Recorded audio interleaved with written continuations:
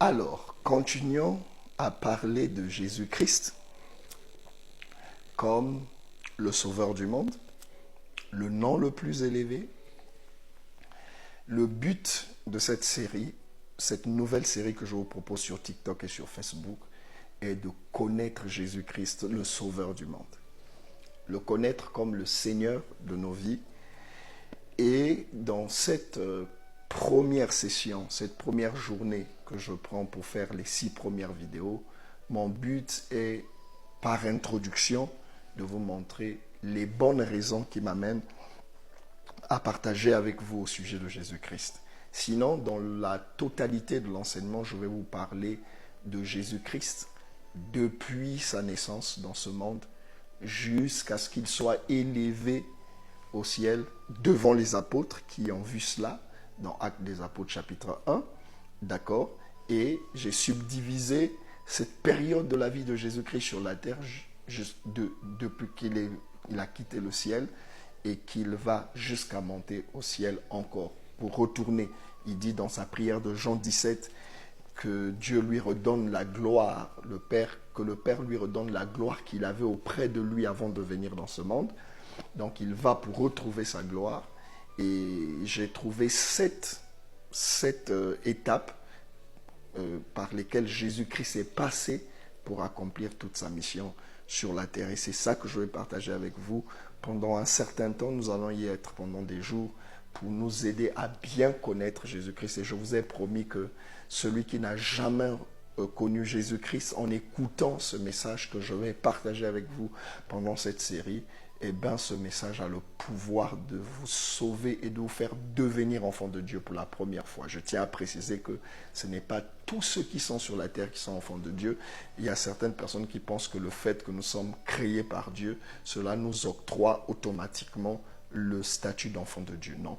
Jean chapitre 1, verset 12 dit que c'est ceux qui l'ont reçu, ceux qui reçoivent la lumière, ceux qui reçoivent la lumière qui est venue d'en haut, donc Jésus-Christ, ceux qui reçoivent cette lumière dans leur cœur et ceux qui croient au nom de cette lumière.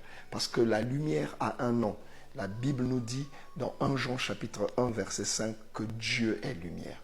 Jésus-Christ a dit lui-même dans Jean chapitre 8 verset 12, je suis la lumière du monde.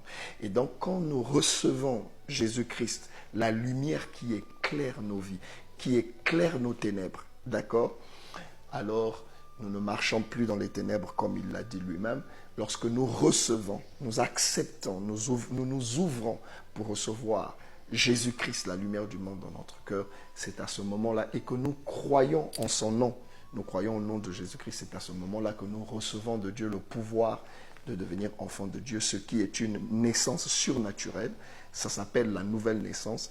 Ce n'est pas naître de la même façon que nous sommes nés de nos mamans, mais là nous naissons en esprit et c'est Dieu, nous naissons de Dieu. Dieu nous donne naissance dans le spirituel pour que nous devenions enfants de Dieu. D'accord ? Alors ce que nous partagerons avec vous a vraiment le pouvoir et je prie que ce message rencontre, je n'arrête pas de prier que ce message rencontre une personne qui n'a jamais connu le Seigneur et que ce message aide à connaître le Seigneur pour la première fois. Et cela, je fais cette prière au nom de Jésus-Christ. Alors, je vais continuer dans cette vidéo à vous montrer toujours l'importance du nom de Jésus-Christ au-dessus de tous les autres noms. Il est le seul sauveur du monde, il est le seul nom que Dieu nous a donné, il est le seul que Dieu nous a présenté comme le sauveur du monde. Il est le sauveur du monde. Hormis lui, il n'y a pas de salut, il n'y a pas d'autre sauveur. Maintenant, je vais vous montrer un verset des plus importants qui est beaucoup utilisé aussi dans le combat spirituel. Un verset des plus importants se trouve dans Philippiens chapitre 2 à partir du verset 9. Quand on va continuer à étudier, on va regarder le texte à partir des versets qui le commencent. Mais là, je vous prends juste à partir du verset 9 pour vous montrer quelque chose jusqu'au verset 11. La Bible déclare, c'est pourquoi aussi Dieu l'a souverainement élevé. Donc, Dieu, le créateur du monde, a souverainement élevé Jésus-Christ et lui a donné le nom qui est au-dessus de tout nom. Donc, quand nous parlons du nom de Jésus-Christ, nous parlons du nom qui est au-dessus de tous les noms. D'accord ? Il n'y a pas un prophète, il n'y a pas une personnalité qui a un nom qui soit aussi élevé que le nom de Jésus-Christ. Le nom de Jésus-Christ, Dieu lui a donné d'être le nom qui est élevé au-dessus de tous les noms. D'accord? Et le verset 10 dit, afin qu'au nom de Jésus, tout genou fléchisse dans les cieux et sur la terre, non, dans les cieux, sur la terre et sous la terre. C'est-à-dire, le nom de Jésus-Christ possède la domination qui fait fléchir tous les ennemis.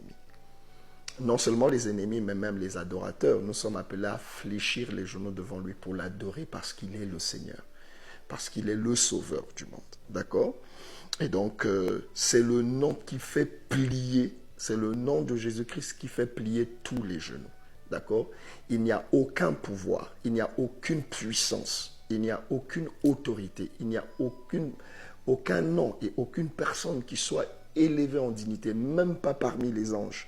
Voilà pourquoi il est dit que, afin que tout genou fléchisse dans les cieux, parmi les anges, parmi les êtres célestes, sur la terre, parmi les hommes, et même sous la terre, s'il y a sous la terre des créatures qui puissent exister, qui occupent sous la terre. Excusez-moi, c'est le nom de Jésus-Christ qui est élevé au-dessus de tous les noms. Donc les hommes qui sont morts sont sous la terre, et bien même eux, même dans le séjour des morts, Jésus-Christ est le nom qui est élevé au-dessus de tout nom. Et le verset 11 dit, et que toute langue confesse que Jésus-Christ est Seigneur à la gloire de Dieu le Père. Donc, ce Jésus-Christ, comme dit l'apôtre Paul dans Acte 2, c'est lui que Dieu a fait Seigneur. Jésus-Christ est le Seigneur de l'humanité. Jésus-Christ est le Sauveur, non seulement qui nous sauve de nos péchés, mais il est aussi le Seigneur. Seigneur veut dire qu'il est notre propriétaire. Nous lui appartenons à partir du moment où nous croyons en son nom. Et cela aussi montre que nous sommes à son service. D'accord? Nous sommes à son service. Il est le Seigneur. Nous devons le servir. Il est le Seigneur. Et nous sommes ses serviteurs. Je me répète encore. D'accord? Donc voilà encore un passage qui vient de nous montrer la suprématie du nom de Jésus-Christ. Le nom qui est élevé au-dessus de tous les noms, c'est le nom de notre Seigneur Jésus-Christ. Il y a un autre texte qui m'intéresse, que je voudrais vous faire lire, et ça touche la notion de l'évangile, d'accord? Je tiens à préciser que nous faisons souvent une erreur en croyant que l'évangile, c'est toute la Bible. Non, l'évangile, ce n'est pas toute la Bible. L'évangile, ce n'est pas toute la parole de Dieu. L'évangile est un message bien précis, d'accord, spécifique, et c'est dans ce message de l'évangile qu'on parle du nom de Jésus-Christ. Je vais vous montrer ça. Vous allez le voir vous-même dans le livre de Romains au chapitre 1. D'accord? Je vais vous lire Romains au chapitre 1. Je vais même lire dès le départ pour que vous compreniez bien la pensée. Il dit, Paul, serviteur de Jésus-Christ, appelé à être apôtre, mis à part pour annoncer l'évangile de Dieu. Donc l'apôtre Paul a été choisi par Dieu pour annoncer ce message spécifique appelé l'évangile de Dieu. Et il précise au verset 2 que ce message, l'évangile, avait été promis auparavant de la part de Dieu par ses prophètes dans les Saintes Écritures. Donc les prophètes avaient déjà commencé à annoncer que le message de l'évangile viendra dans le monde. D'accord ?